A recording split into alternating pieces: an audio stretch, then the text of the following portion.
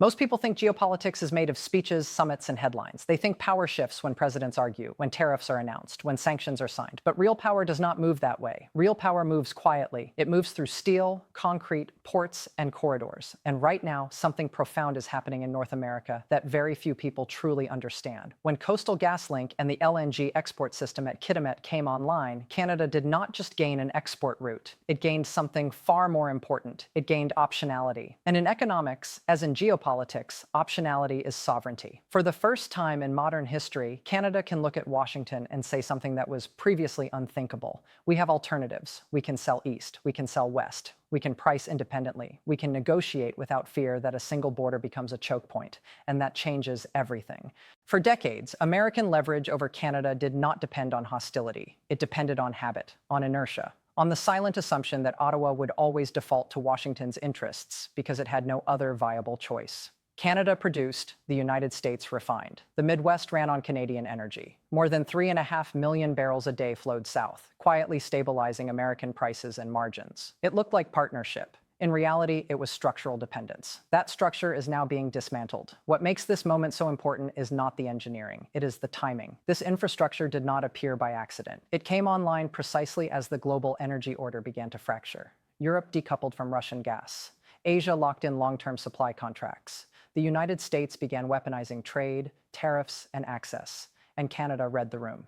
Mark Carney, whatever you think of him politically, understands systems. He understands how financial power, energy flows, and geopolitical leverage intersect. He understands that independence is not declared, it is built, quietly. And then reality does the talking. While Washington was busy fighting itself, red versus blue, short-term headlines versus election cycles, Canada was laying steel, signing Asian offtake agreements, and anchoring itself into the Pacific century. Let's be honest about what this means for the United States. America has enjoyed a privileged position as the gatekeeper of North American energy. Control the pipeline, control the ports, control the pricing, and by extension, control your allies. That model worked when geography did the heavy lifting. But geography has now been re-engineered. Every LNG cargo leaving Kitimat weakens Washington's ability to dictate terms. Every long-term contract signed with Seoul or Tokyo locks in a future where the United States is no longer the default buyer, but just one competitor among many. And competition is something empires never handle gracefully. This is why you are suddenly hearing a new tone from Washington. The language of national security, strategic review, fair trade. These phrases always appear when control is slipping. Because here is the uncomfortable truth. This is not about Canada betraying anyone. This is about Canada finally behaving like a serious economic actor. For years, Canada was told that strategic autonomy was unrealistic, too expensive, too disruptive, better to stay aligned, stay integrated, stay dependent. But dependency is not stability. Dependency is fragility disguised as friendship. And Canada has just proven that it no longer accepts that bargain. And if you think this stops with gas, you are missing the bigger picture. Energy is only the first domino. Once you establish independent export capacity, you unlock independent trade policy, independent financial alignments, independent diplomatic leverage. Suddenly, tariffs lose their bite. Threats lose their credibility. Pressure campaigns lose their target. And Washington knows this. That is why the real fear in Washington is not Canada. It is precedent. Because once one quiet, cooperative neighbor rewrites the rules without asking permission, the precedent is set. And precedents are far more dangerous than protests. This is no longer a story about gas. It is a story about the slow, irreversible erosion of unquestioned American centrality, about the rise of a world where even close allies are no longer willing to subordinate their future to someone else's convenience. And this is where the story stops being about Canadian competence and becomes a lesson in American vulnerability. When Carney labeled the East-West Energy Corridor a national essential project, he was not cutting red tape for convenience. He was insulating strategy from politics. He understood something Washington has become almost incapable of doing. Real power does not survive election cycles unless you lift it above them. That single designation changed everything. No provincial vetoes, no procedural sabotage, no endless delays disguised as consultation. The corridor became embedded into Canada's long-term architecture. Then came the One Canadian Economy Act. This is the kind of legislation that never makes headlines, but quietly reshapes a nation's trajectory. It collapsed regulatory approvals into a single window process. It treated time as a strategic resource. Because delays are not neutral. Delays favor incumbents. Delays protect those who already control the choke points.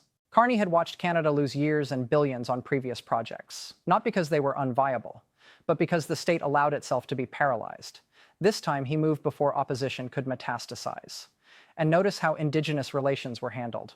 Not as an afterthought, not as a box to check, but as a structural component. Equity stakes, long-term revenue participation, binding environmental safeguards that outlive any one government. That is not idealism. That is realism. When communities are treated as stakeholders rather than obstacles, resistance evaporates. And Washington has no lever against that. You cannot sanction a pipeline that does not cross your border. You cannot delay approvals you do not control. You cannot threaten infrastructure that bypasses you entirely. For the first time in modern North American history, Canadian energy is flowing east to west, not south. That detail changes everything. For decades, the United States enjoyed a structural advantage that very few Americans ever stopped to think about. Canada drilled, America refined. The Midwest ran on Canadian crude. More than 3.5 million barrels a day flowed south, quietly stabilizing U.S. fuel prices, refinery margins, and industrial planning. It looked like interdependence. In reality, it was asymmetric dependence. That asymmetry is now being dismantled. Behind the scenes, new capacity is being carved through mountains and coastline, channeling Alberta crude and gas directly to the Pacific. From there, it sails west toward Asia and Latin America, markets that do not demand political alignment as the price of access. No American refineries, no preferential discounts, no guaranteed priority. If the United States wants that energy, it can still buy it. Of course it can. But now it does so as a customer, not as a gatekeeper, at global prices, with shipping costs, with insurance premiums, with competition. And the knock-on effects are brutal. Midwestern storage thins, refiners scramble. The substitute becomes Middle Eastern crude, heavier, harder to process, almost always more expensive. A $3 premium per barrel may sound trivial. It is not. It compounds relentlessly through refining, transport, and retail. 3 becomes 5 at the pump. 5 becomes a political problem. A political problem becomes pressure. This is how leverage actually works, not with slogans, with supply chains. For years, tariffs were Washington's hammer, threatened 25% and countries folded. Raise it higher and even allies begged for exemptions. That approach thrived on asymmetry, on the assumption that the United States always had more to lose. But asymmetry only works when alternatives do not exist. Canada did not argue with tariffs. It rendered them irrelevant. By building a firewall of infrastructure, law, and geography, Ottawa changed the equation entirely. The threat still exists. It just no longer lands. And that is what has Washington unsettled. Because when tariffs fail and threats fail, what remains is persuasion. And persuasion requires respect. You can already see the evidence of this shift in market behavior. When Trump threatened a 25% tariff on Canadian oil and gas, Ottawa did not panic. There was no retaliation spiral, no emergency summits. Canada did something far more sophisticated. It adjusted internally by lowering the domestic price of Western Canadian Select. It absorbed the shock at home while undercutting U.S. suppliers abroad. American refineries stayed dependent. Canadian leverage stayed intact. No spectacle, no press conferences, just cold structural logic. And when the rhetoric escalated to 35% tariffs, and then the almost absurd talk of 200% levies on pharmaceuticals, the market barely noticed. Ships kept moving. Contracts stayed in place. Buyers did not scramble. That silence is the signal. Markets do not respond to noise. They respond to infrastructure. The uncomfortable reality for Washington is that the LNG market is no longer priced in Washington. It is being shaped in Kitimat. It is being negotiated in Seoul and Tokyo. It is being delivered across the Pacific without asking permission. And this is not a temporary adjustment. This is a structural shift. For decades, the United States believed energy leverage was permanent. That geography guaranteed dominance, that allies would orbit its gravity forever, that Canada would always export south and accept the terms. That belief was never a law of nature. It was a convenience, and it has now collapsed. Canada did not challenge the United States with speeches or threats. It simply removed dependency. And once dependency is gone, no amount of bluster can bring it back. I have seen this movie before. In Europe, in Greece, in economies that mistook size for leverage. Power does not come from how loud you are. It comes from how many exits you control. Canada now controls its exits. Asia is no longer a backup plan. It is the center of gravity. The Pacific is no longer a barrier. It is a corridor, and American tariffs are no longer a deterrent. They are echoes from a system that no longer governs reality. This is why Washington looks disoriented. You cannot sanction what you cannot reach. You cannot pressure what no longer depends on you. And you cannot tweet your way around steel welded into the ground. Here is the irony, and it cuts deep. None of this was inevitable. The United States could have built. It could have modernized. It could have streamlined approvals and protected strategic infrastructure. Instead, it litigated, it delayed. It assumed time was infinite. Time never is. Energy abundance without mobility is not power. Production without delivery is not leverage. And markets do not wait for political clarity. They route around it. That is what Prince Rupert represents. That is what Kitimat represents. That is what every 8-day LNG voyage across the Pacific represents. A world that no longer needs permission from Washington. And that brings us to the real strategic problem. This is not about Canada. It is about what happens when others follow. Because once one ally proves that the way out is to build around American choke points rather than fight them, others will copy the model. And when that happens, leverage does not erode gradually, it collapses. Let me end this the only honest way, without theatrics, without slogans, without pretending this is about one man or one tariff. This is not a trade dispute. It is not a tariff fight. It is not even a bilateral disagreement. It is a structural shift in power. For decades, the United States believed energy leverage was permanent. That geography guaranteed dominance, that allies would orbit its gravity forever, that Canada would always export south and accept the terms. That belief was never a law of nature. It was a convenience, and that convenience has now collapsed. Canada did not challenge the United States with confrontation. It did not try to outshout Washington. It simply removed dependency.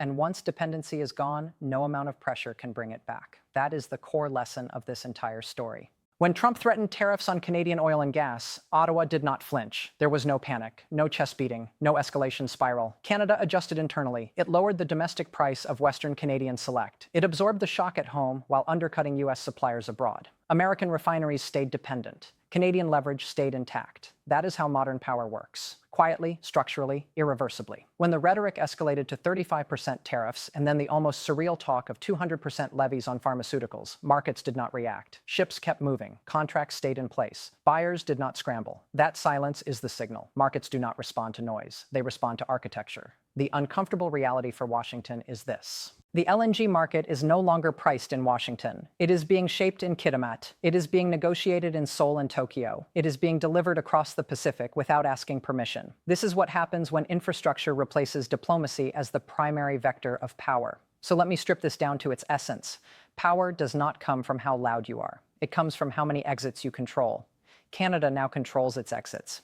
Asia is no longer a backup plan. It is the center of gravity. The Pacific is no longer a barrier. It is a corridor. And American tariffs are no longer a deterrent.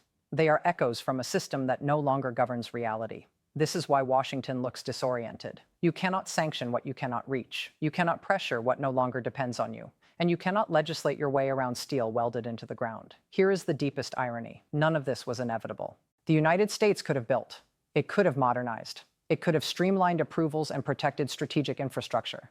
Instead, it litigated. It delayed. It assumed time was infinite. Time never is.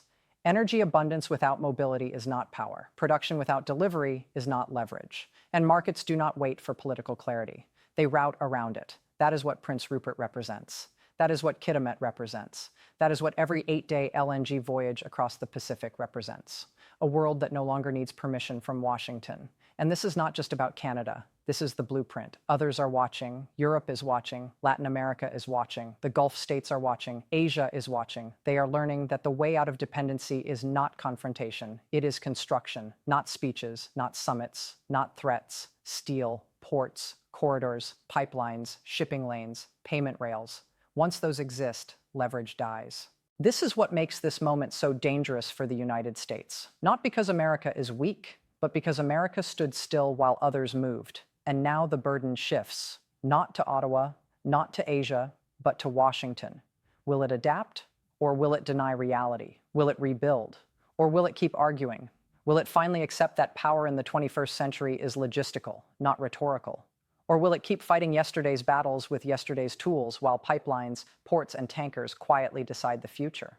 Because here is the final, uncomfortable truth. You cannot tariff your way out of irrelevance. You cannot threaten infrastructure that already exists. And you cannot reclaim leverage once alternatives are operational. The game has changed. Not with a war, not with a crisis, but with a construction schedule. And the countries that understand that will define the next era. The ones that do not will spend the next decade shouting at a world that has already moved on. So when you ask where global power is going, do not look at speeches. Follow the infrastructure. And ask yourself this: when control is gone, when dependency reverses, when exits multiply, what does a superpower do next? And who pays the price while it figures that out?